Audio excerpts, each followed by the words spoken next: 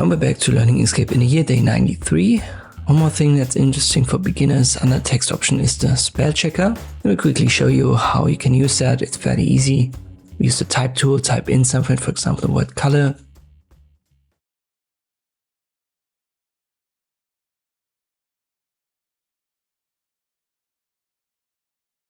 Then we open the spell checker, and by default it should have the same language as your interface. So in our case it's English, everything's fine here. But when I specify that, and let's say I use English for the United Kingdom,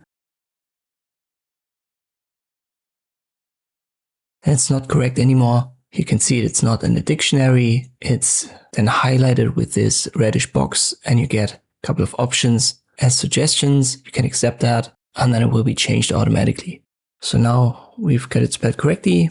If we go back to English, that's the general English, but we can also specify it for United States, and then color is spelled wrong again. You can see here, it gets highlighted once more. You can always accept, ignore it in general. So ignore once will only ignore it if you've written it wrong once, and ignore is then the general ignore for this word. And you can also add words to this dictionary. Hope this video was helpful. Thanks for watching, and I'll see you next time.